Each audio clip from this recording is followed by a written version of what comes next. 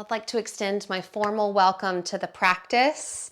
Thank you for taking the time to shift whatever you needed to shift in order to show up for the next 45 minutes of this Vinyasa practice. And today's class I'm calling The Power of Myth, or The Power of Mythology. It's inspired by this new book that I have read segments of but never read the entirety of, so I'm super excited. And today we're not talking about one specific myth or the mythology behind one specific yoga asana. We're talking about kind of the power of mythology as an overarching power. And I was reminded my favorite Disney movie is The Sword and the Stone, which is in and of itself inspired by the myth of King Arthur and Merlin. And Arthur is talking about how he's excited to become the king, to be able to, be the person that's in charge of the entire kingdom. And Merlin hears that and immediately goes through this series of trainings with young King Arthur where he transforms him into different animals, but also into water, into mountains, into trees, so that King Arthur has the embodied experience of actually being all of the different subjects, living plant life and everything that he is in charge of taking care of. And what it does is it transforms King Arthur's perspective of what it means to be a ruler as opposed to what it means to be a servant. And so he ends up ruling much like one thinks about being a servant to others. And when we come into our yoga practice and we're moving into all these different shapes that are often named after living things, both animals and other wise sages, as well as nature things, they all have a lesson to teach us about how we embody aspects of each of those things and how we can be of service to the world at large. So let's start in the pose we often end in, which is in and of itself a mythology, but corpse pose. So go ahead and come onto your back, lay on down, and have a block within hand's reach. So you can just put it alongside your mat and just have it so that when I tell you to, you can grab it. And making your way into the pose that brings us into relationship with death. That reminds us that everything is impermanent, that everything is a cycle. And seeing if we can spend about the next 5 to 7 breaths letting any effort go in the body and letting the full weight of the body melt into the mat. Knowing that we'll spend the next 42 or 43 minutes feeling quite alive, and so allowing the body to be in this experience of death, of letting go.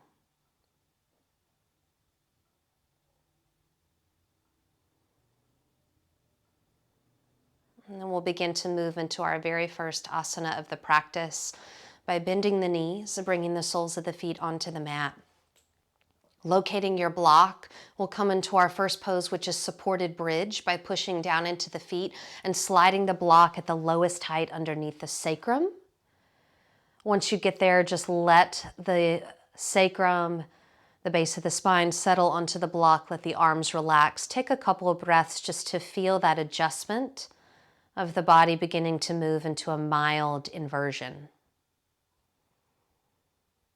I'll remind you that there is an option that's completely valid to stay here, or if you'd like to push into the feet, elevate the pelvis and flip your block to the medium height, that's another option available to you.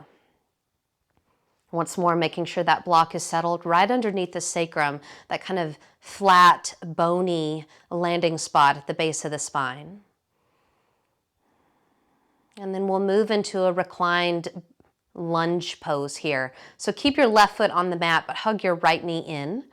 You may find it more accessible to hug the back of the right thigh. Some of you may prefer to hold the front of the right shin, deciding which you prefer. And you may notice here that the pelvis is kind of rolled backwards here, like you were tilting a bowl back. And we're going to counter that by beginning to extend your left heel towards the front of your mat, extending your left knee either partially or fully. Finding more of that dynamic lunge position that's been flipped onto its back. The power of mythology is often one that links people of different backgrounds, where we're able to find the through line or the connective underlying story, regardless of what particular traditions we may come from. Let's bend the left knee, bring the left foot back onto the mat, and we'll switch sides, releasing the right knee, let the right foot settle back down. We'll immediately switch sides as the left knee comes in, again, either holding back of the thigh or front of the shin. And take a breath or so to draw that left thigh closer to the abdomen, feeling how the pelvis wants to roll back. And then start to balance that out by extending the right knee forward.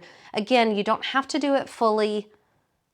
Sometimes depending on the tightness in the front compartment of the hips, the hip flexors, we might need to keep a mild bend in the right knee.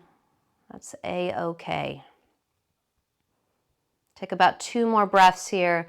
This is a really nice way to kind of bring in some spaciousness in the front of the pelvis. And then we'll bend the right knee, right foot down, left foot down. And then once both feet arrive on the mat, pressing into the feet to elevate the pelvis. And if you're on that medium height, flip down to the low height once more. Once you get on the low height, we're going to elevate up onto the elbows and the forearms, and I'm placing my palms on either side of the block. And then I'm going to bring my right knee in towards my chest, and my left leg extends forward, hovering like a bicycle. We're going to make big circles here as we reach the right leg up. As the right leg comes down, my left knee comes in. So it's like I'm pedaling a ginormous unicycle here. Good. We're going to go about 3 more this direction. Good. And then we're going to, the next time we have your right leg extended, left leg extended, start to reverse. So I'm going to bring my left leg up, my right knee in, and it's like I'm pedaling backwards, reversing that unicycle. Good. Just acknowledging that your brain did good work there, figuring out how to move in the other direction. Let's take 2 more each side. And last one each side. Good. Both knees in towards the chest. Now extend both legs simultaneously at a diagonal. Take that 5 more times. Bring it into the chest and then out at the diagonal. And in. A version of boat pose here. Out. 2 more. In. How's that face of yours? Is it smiley? Is it happy? Do you look like you love your yoga practice? In. Last time out.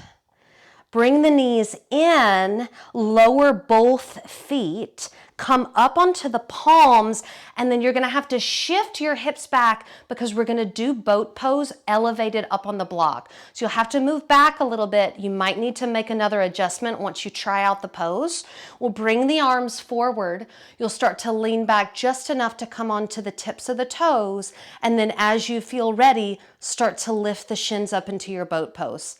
Excellent. And just noticing how this feels a little bit more precarious being on that block.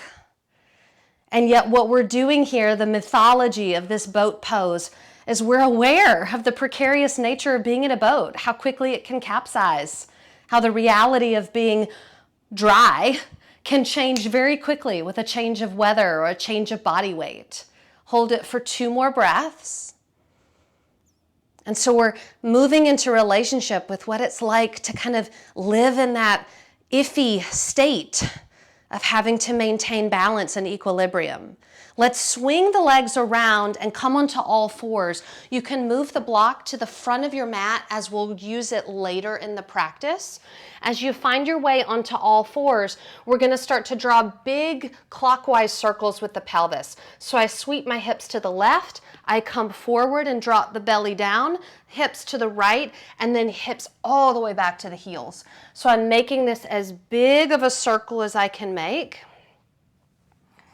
Admitting that maybe I should call it an oval. It's a little bit more like an oval, not quite a true circle. 1 more in this direction. And then the next time your hips are at your heels, start to reverse, sweeping the other direction. And the part of the circle I tend to kind of shortchange myself on is actually letting the front of the pelvis dip down. So it's almost like I pass through a high cobra or up dog right there at the front. Beautiful. Now come back to all 4s. Tuck your toes. Find your way to your first down dog. And then start to welcome in these circles from down dog. So I sweep my hips to the left. I come forward. I'm in like a plank. Then my hips to the right and back up to down dog. So again, big circles forward to plank and then back and down dog.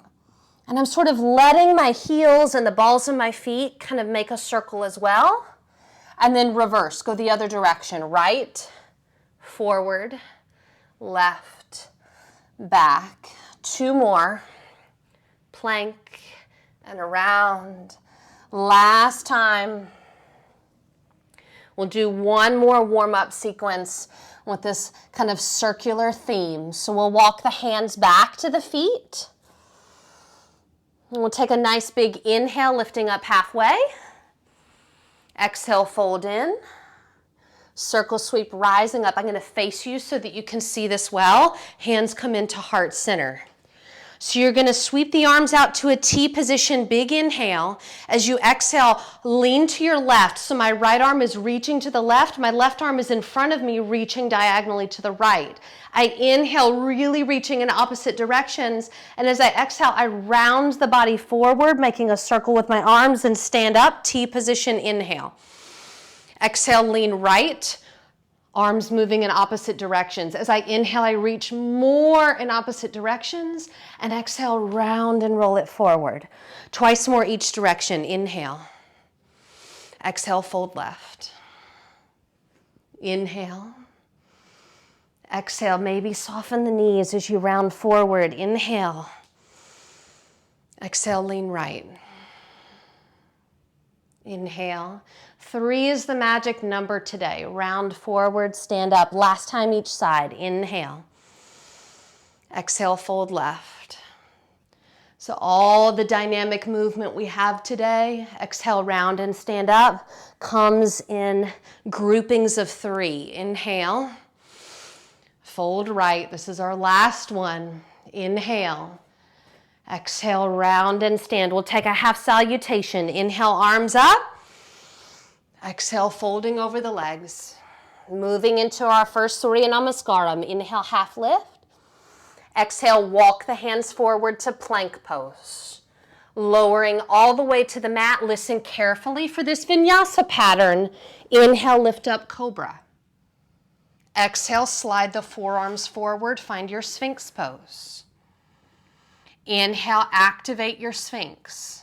We're going to roll to forearm plank, lifting belly, thighs, tuck the toes, lift the knees. Inhale, fill up your forearm plank.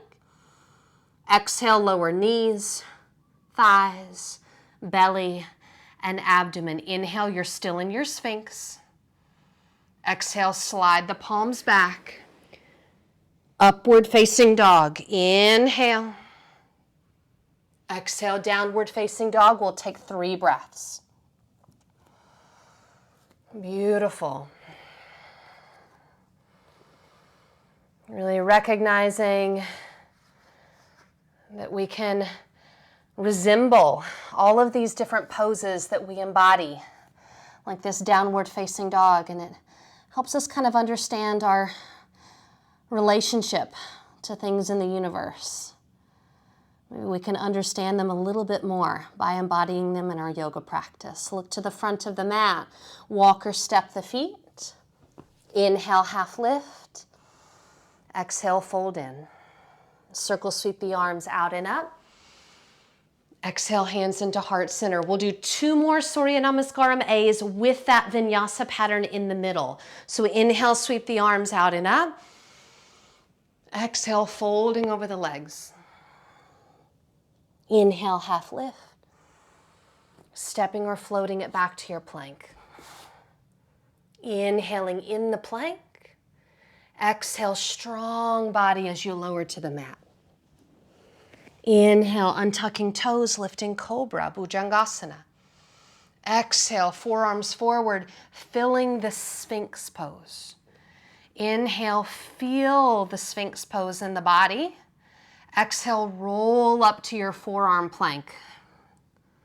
As you inhale in the forearm plank, you feel a little bit of a flare in the upper back. As you exhale, you lower knees, thighs, pelvis. Inhale, you're back in that proud sphinx. Exhale, palms slide back. Upward facing dog, feeling that stretching of the front body. Exhale, downward facing dog, 3 breaths. We take the shape of dogs and trees and fish and warriors so that we can begin to understand their essential nature. Inhaling to look forward, exhaling to walk or step the feet.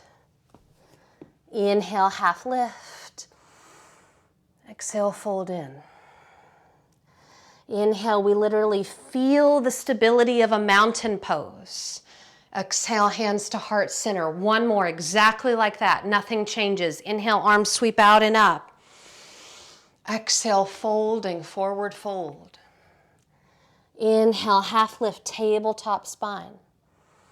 Exhale, stepping back and embodying that plank. Inhale, feeling the strength in your plank. Exhale, maintaining that strength as you lower to the mat. Inhale, slithering up. No fear as we embody a snake. Exhale, forearms slide forward as we find that proud sphinx.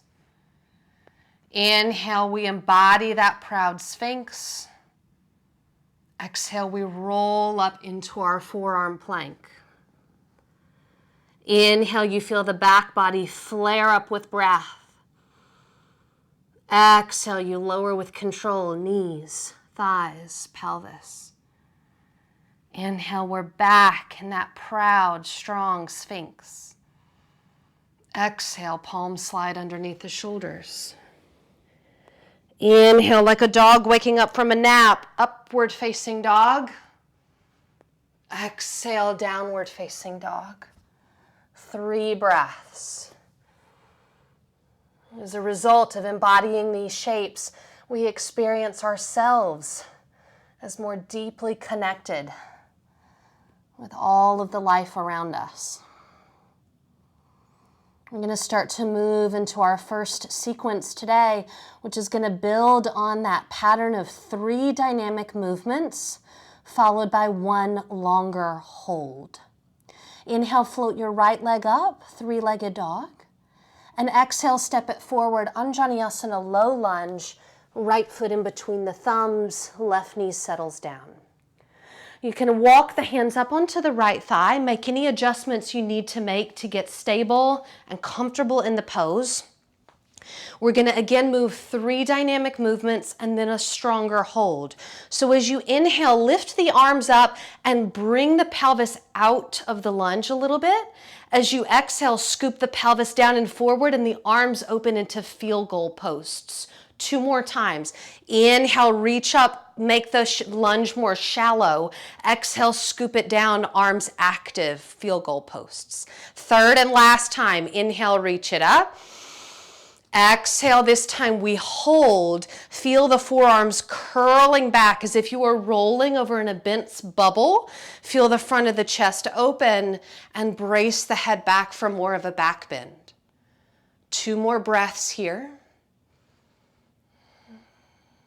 Last breath in the hold. Start to bring the spine out of a back bend, returning to dynamic movement. Inhale, lengthen the arms, tuck your left toes. Exhale, sweep the arms back and lift your left knee, the torso's at a diagonal. Inhale, lower and tap the knee, arms reach up. Exhale, arms sweep down, left knee lifts. Last time, and then we hold, lowering the knee, lifting the arms. Exhale, sweeping back, knee lifts, hold, find that imaginary beach ball, hold it behind you, in between the palms of your hands. Feel the triceps activate. Feel the shoulder blades move towards each other on the back. Maintain that, but lift the front of the ribs away from the top of the right thigh. 1 more breath here. And then we return to dynamic movement, stepping to the front of the mat, chair pose, arms lift, heels lift. Step forward, inhale, arms lift, heels lift. Exhale, arms lower, heels lower. Twice more. Inhale, arms lift, heels lift. Exhale, arms lower, heels lower. Last time, arms lift, heels lift, and hold. 3. Suggestion to soften your face here. Lord knows mine gets a little bit rigid. You're going to stay on the balls of your feet. You're going to step your left foot to the back of your mat. Left foot back, still high up on the balls of the feet. Imagine that you have a stiletto on that front heel. Stilettos are for everybody. Embrace that heel energy. One more inhale. Exhale, lower that right heel. Inhale, stand tall. We're going to revolve our exalted warrior. So right hand is going to sweep back and maybe find my left thigh. Reach up through my left arm and then lean back. Letting my gaze rotate over the right shoulder. Thinking about what it means to embody the energy of an exalted warrior. And then we're going to windmill the arms forward, coming to warrior 2. Find your bow. Hook your arrow on your bow with that left hand, and then pull the arrow back as you spin open and find your warrior 2 pose, Virabhadrasana 2. Focus your gaze as if you were aiming at a target, maybe looking at the fingernail of your middle right finger. Focus it in your gaze, maintaining your drishti. And then we'll exalt this warrior, flipping the right palm, lift it up towards the ceiling. Use your left hand to hold your right wrist and lift up to lean back. Almost like you're elongating that space through the right side of the waist. One more breath here. Almost through the sequence. Hang in there, half moon pose. Right fingertips come down.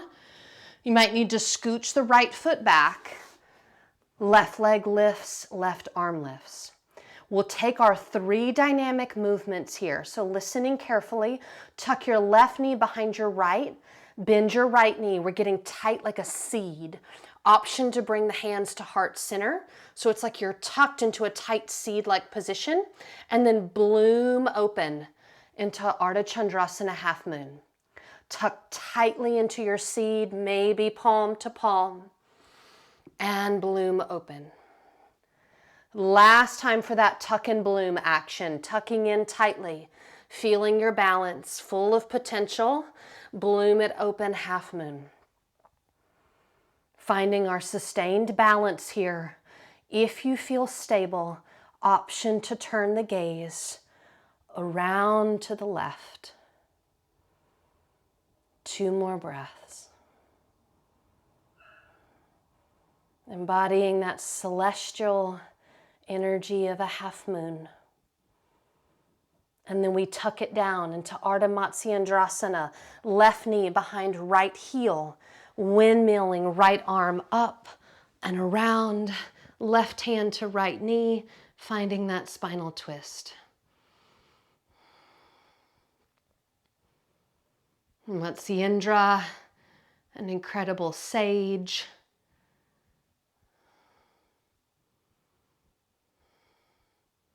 Embodying the wisdom of these ancient sages through this twist. And then moving through Vinyasa, bringing hands to the mat, stepping or floating back. Classic Vinyasa here, so you can release the Vinyasa pattern from earlier, moving through your Vinyasa of choice, and downward facing dog.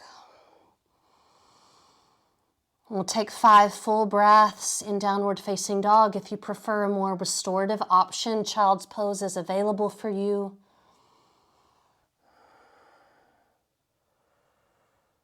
Through our asana practice, we can really feel that our body is a microcosm of the universe.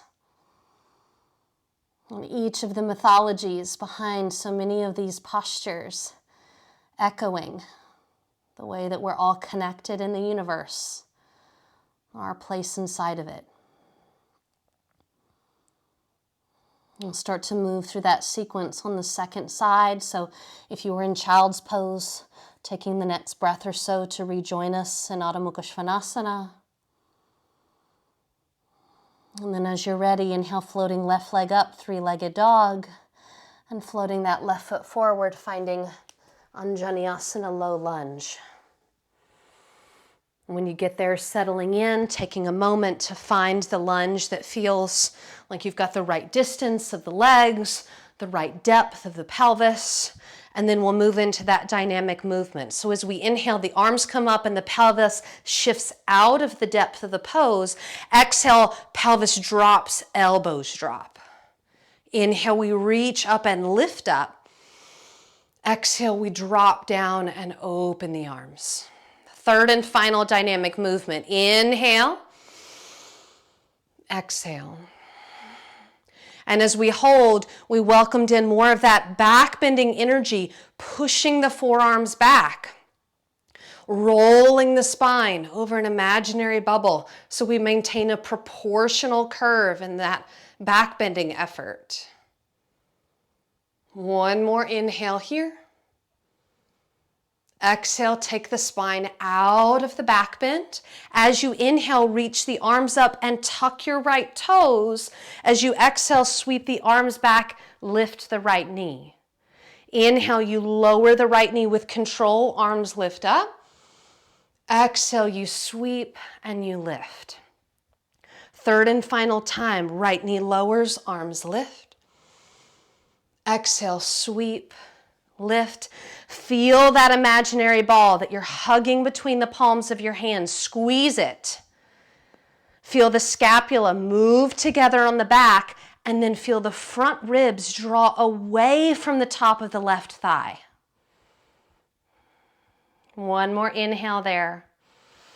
And then everybody's favorite part of the sequence coming up, we step forward. And as we inhale, we find chair pose. Arms up, heels up. Arms down, heels down. Twice more. Arms up, heels up. Arms down, heels down. Last time. Arms up, heels up. We hold. And there's so much effort in the body. We see if we can find somewhere to find a semblance of softening. Maybe just the eyes relaxing in their eye joint. Eye socket relaxing around the eyes, mouth soft. And then we stay high on the balls of the feet as we step that right foot to the back of the mat. Stay leaning, keep your stilettos on, one more breath. And then lowering that left heel down, inhale, lift the torso. We're gonna revolve that exalted warrior. So that left arm comes back and around. Maybe it finds the back of the right thigh. Inhale, reach up, and then lean back. So this is a back bend and a twist and a balance. A reminder of all of the things that are demanded of our warriors.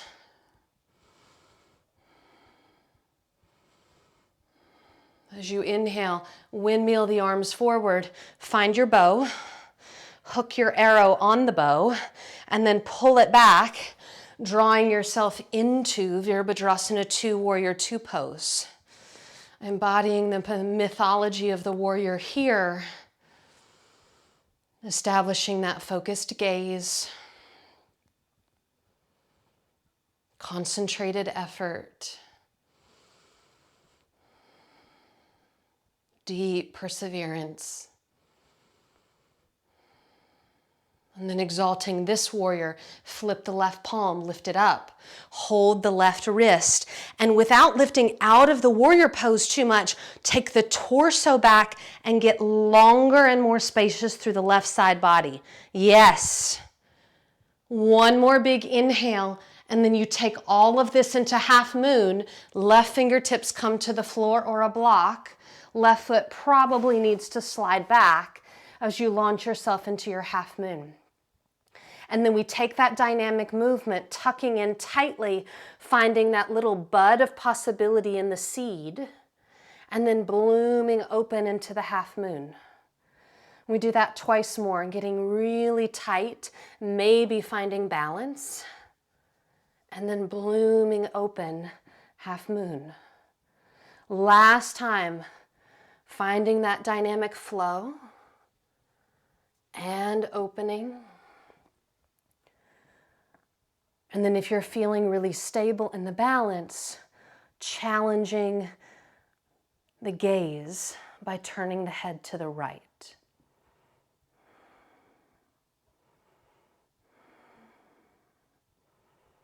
Feeling that ethereal, celestial energy in the body, floating, suspended in air.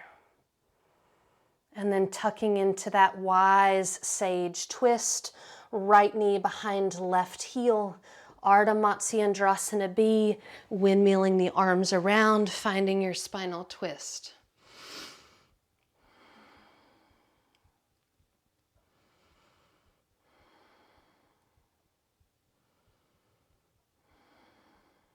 Thinking of every pose as its own sort of teacher. So much richness and story inside of the development of each of these shapes. And we move through Vinyasa, hands come forward, stepping ourselves back, moving through the Vinyasa of your choice. And then finding your way, 5 breaths, down dog or child's pose.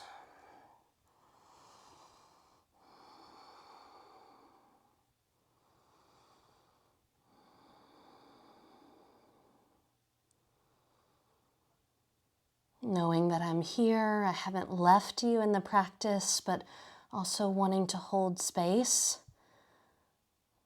so that there's not a constant sound of my voice ringing in your ears.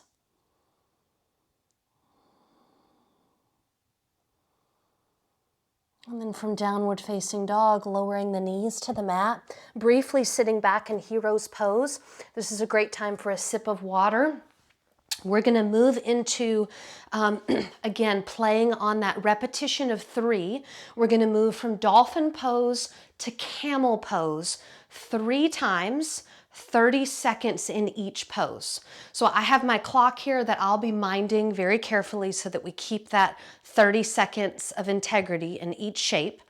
Keep in mind that when you come into the camel pose, you've been in that dolphin, so you might not go into the deepest backbend of your life. You don't have to go for an extreme backbend here, okay? A more kind of like muted version of the pose is fine. Everybody locate their block if you're using it in practice today. We're going to use the block for this repetition. So block in front of you. I've got it at the low height horizontally. Take your hands, making L shapes, and put that L and reverse L on either corner of the base of the block. Feel your elbows come down and then create a little traction. So like the skin of the forearms, it's like you're pulling your elbows out towards the edges of your mat and it kind of catches the skin and pulls it. Now tuck your toes, lift your hips, and find your first dolphin pose. Knees can be soft, spine is long. I'm minding the clock and the time has already begun. You're already 4 seconds in. The most important aspect of this pose is a sense of traction and elongation through the spine. You've got 8 seconds.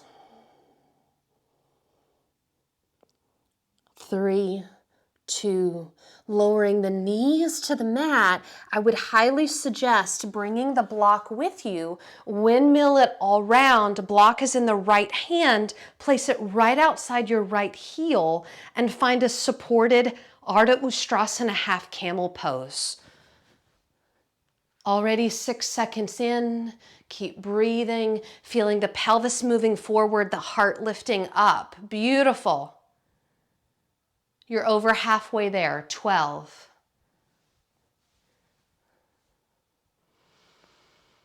5. On your next inhale, lifting up through the heart, windmilling the arms forward. Block is back on the floor, horizontal. L behind the back corners. Tuck the toes, lift the hips. Dolphin, second round has begun.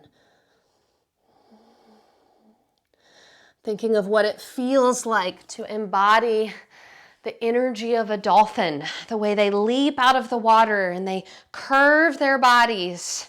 There's a sense of buoyancy to the way that they propel themselves out of water. 3, 2, lowering the knees to the mat.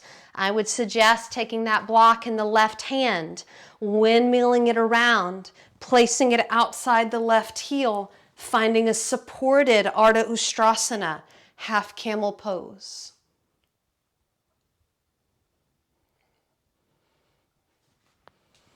Thinking of the hump of a camel. The hump of a camel is not sharp.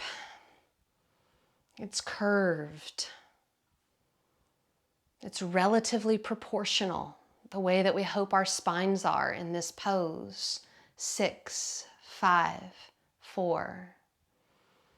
Use your next inhale to pick you up, windmill you down. Final repetition of dolphin pose. I still like to use the block. If you want to get rid of it, by all means. Feel the elbows down, traction on those forearms, lifting up and back. You're already 3 seconds in. See if you can let the weight of the head hang down so that the neck feels relaxed, like gravity is almost gently lengthening the neck.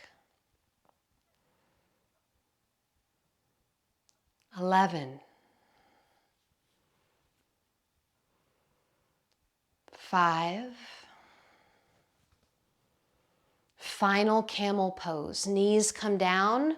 Your choice of what version you're doing here. You could have hands on the low back, keep it pretty high. You could slide the hands down the backs of the thighs. You could tuck the toes. You're already 10 seconds in.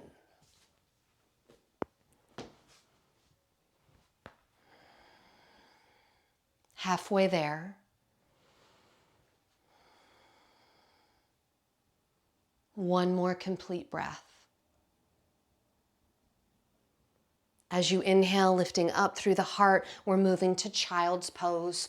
So windmilling yourself forward, bring the forehead down, arms back, rounding the spine, balasana, child's pose.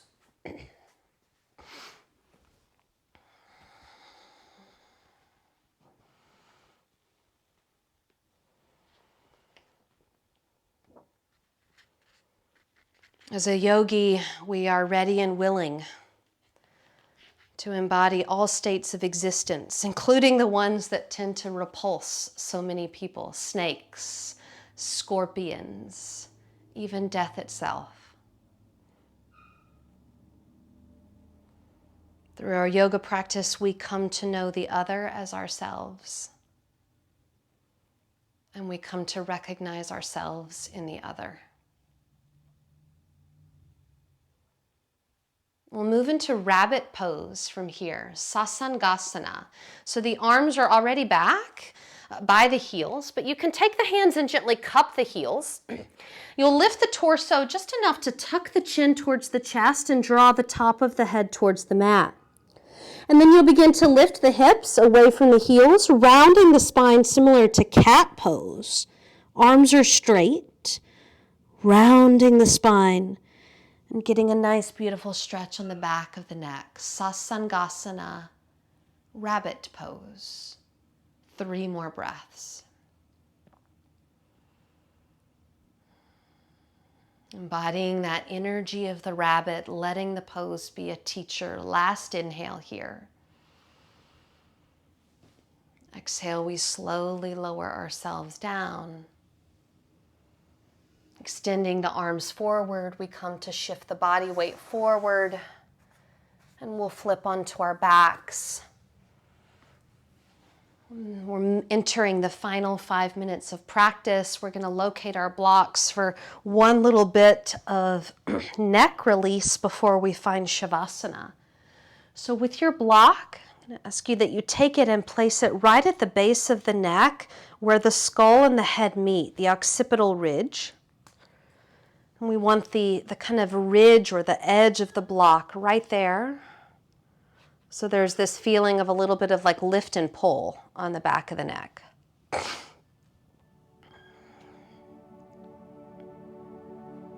And you might find that just having the head elevated on the block is luxurious enough, yummy enough. If you're interested in exploring a little movement, you can very subtly kind of tilt the head to one direction. Sometimes there's kind of pockets of joy to be discovered.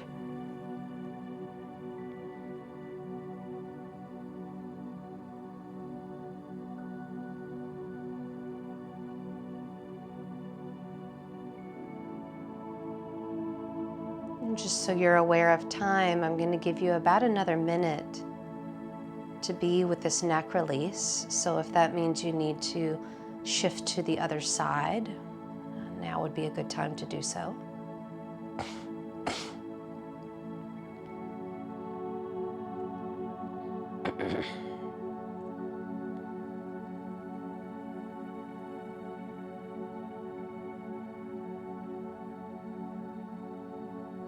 And then over the course of the next 2 to 3 breaths, you can begin to remove the block, shifting your way into Shavasana for our relaxation pose.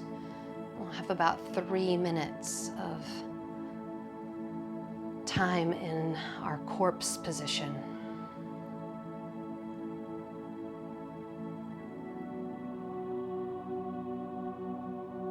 Maybe scanning the soles of the feet, the palms of the hands, and releasing any tension there.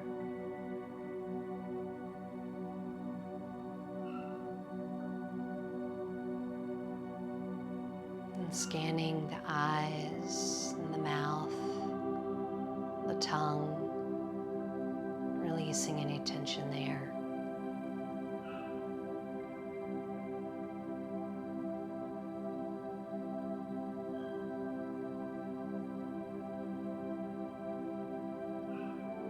Letting the back of the body and the pelvis soften and relax, releasing any tension there.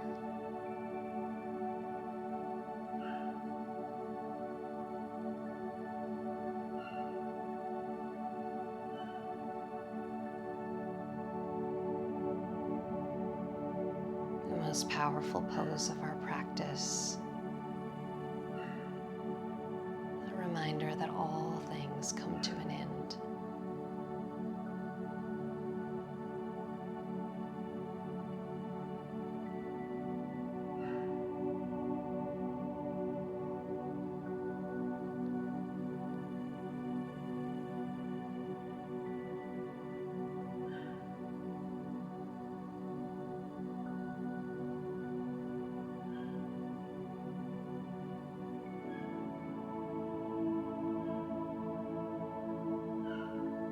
Without moving your body, allow deep and conscious breath to slowly return, followed by subtle movement in the fingers and toes, wrists and ankles.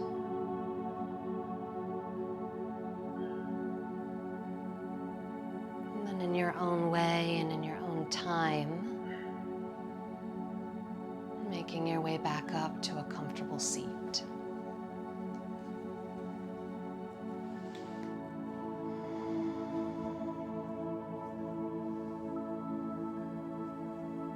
As we prepare to close the practice, you may prefer to bring the hands onto the body as a gesture of gratitude for its incredible participation.